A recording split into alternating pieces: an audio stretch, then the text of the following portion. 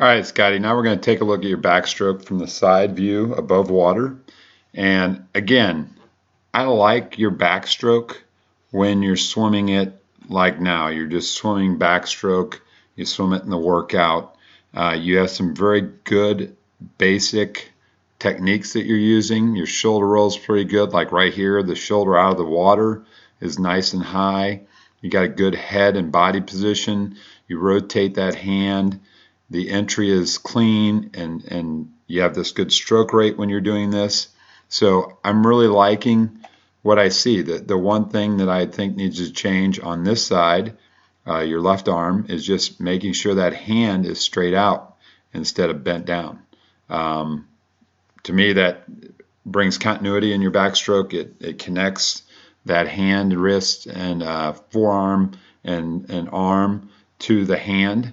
And when you bend it, that kind of creates some overreach and some other things that happen with people's backstroke. But it also slows down the arm, because when you turn your hand that way, and I just asked for you to do that on the side, just turn your hand in and feel your forearm and how it tightens up. So over a duration of a swim, if you're doing that every time, you're tightening that forearm up. If I can just turn my fingertips down as I extend my arm, I can feel the tension and the tightness in my forearm. And that's what I'd like to see you clean up a little bit. But again, this is the backstroke that I like seeing, and I like the line and the rotation of the hand and the entry. What happens in the IM is the backstroke. I wish I could videotape sometimes in terms of dartfish, because you come out of that fly and you're a little more tired with your backstroke, and I don't see the same shoulder roll. I don't see this position here where your shoulder's up really nice and high, and that right next to that chin. That's perfect. That's exactly what I want to see. And not a lot of people have that. So it shows me that you can swim a really good backstroke when you're thinking about it and when you have just your focus on that. And we got to get you to do that in the IM, because right there at the entry, that side could be just a little higher. So I think you do a good job of getting the rotation on the right, a little later on the left. So I'll be interested to see when I'm looking from the front view if you are a little bit overreaching on the left side. But anyways, entry good there. Then again, you bend that wrist again, but then you turn the hand. So you make up for it, but I just would like to see you not turn that hand down. And then entry there, I can see it. It's a little more on the back of the hand than the pinky, so you're not cutting as much. So again, it's just you're tilting up much better on the right side than you are on the left. And then as we come into the wall, we'll just kind of follow that into the turn.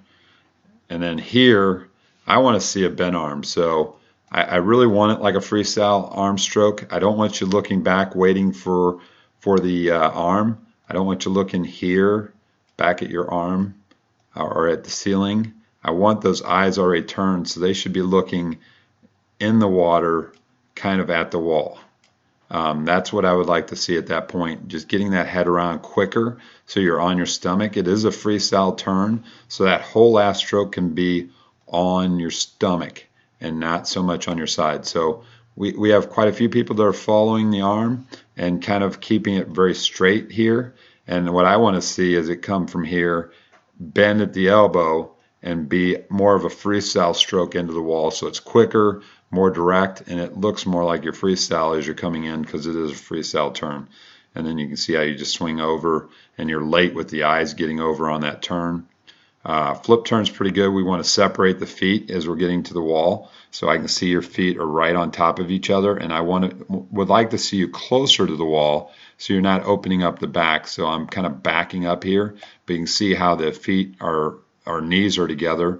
Want that separated a little bit more, and then I want you not to open up. So as those feet are coming to the wall, you can just see them open up. So I'll be interested from the underwater view seeing that part of the push off. And I just think you can get a better push off if you get in a little tighter and keep that tuck.